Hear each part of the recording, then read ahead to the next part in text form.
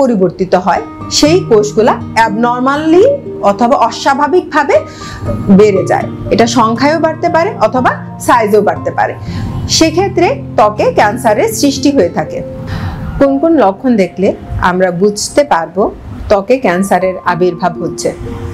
Number 1, যদি হঠাৎ করে ত্বকে কালো অথবা বাদামি কালারের দাগের সৃষ্টি হয়, যদি ওই দাগ হঠাৎ করে বাড়তে থাকে এবং তার যে বর্ডারটা থাকে সেটা যদি ইরেগুলার হয়, যদি কোনো কারণে আমাদের ত্বকে একটা ঘায়ের সৃষ্টি হয় এবং সেই ঘা যদি খুব সহজে না শুকায় এবং সামান্য আঘাতের মাধ্যমে অনেক রক্তপাত হয়, তাহলে আমাদের মাথায় রাখতে হবে যে আমার এই ঘাটা কি ক্যান্সারের দিকে যাচ্ছে কি যাচ্ছে না। যদি কারো ত্বকে হঠাৎ করে লাল অথবা পানির ফোঁটার মতো বাম্পের সৃষ্টি হয় এবং ওই পানির ফোঁটার যে উপরের সারফেসে রক্তনালীগুলো খুব স্পষ্টভাবে দেখা যায়, তাহলে আমাদের মাথায় রাখতে হবে যে আমার স্কিনের কোনো পরিবর্তন হচ্ছে কিনা, ত্বকের কালারের কোনো পরিবর্তন হচ্ছে কিনা সেটাও যেমন লক্ষ্য রাখতে হবে।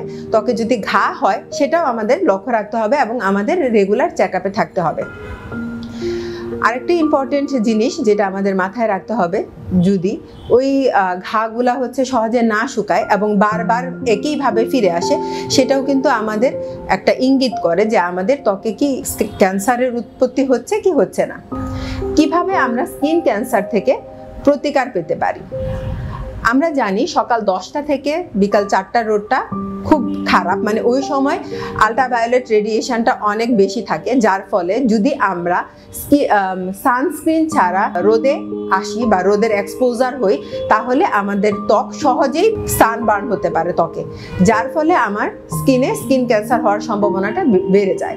সো আমাদের ওই সময়টাতে যে আমাদের যদি খুবই ইম্পর্টেন্ট কাজ থাকে, আমরা তখনই ওই সময় রোদে বের হব অথবা আমাদের কাজটা ওইভাবে আমরা রিশিডিউল করে নিব।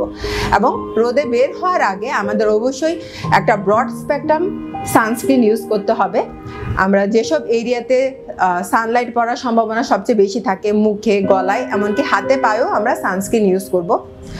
2 সানস্ক্রিনের পাশাপাশি আমাদের লম্বা হাতার জামা পরতে হবে, আমাদের একটা হোয়াইট রিমের একটা ক্যাপ পরতে হবে এবং অবশ্যই ছাতা ইউজ করতে হবে। কিছু কিছু ওষুধ আসছে যেগুলাতে রোদে গেলে আমাদের স্কিনে বার্ন হওয়ার সম্ভাবনা থাকে, যেটাকে আমরা বলি ফটো সেন্সিটিভ ড্রাগ। আমরা অবশ্যই ফটো সেন্সিটিভ ড্রাগগুলা খেয়ে রোদে যাওয়া কমাতে হবে আমাদের, যার ফলে আমার স্কিনে কোনো বিরূপ প্রতিক্রিয়া পড়বে না।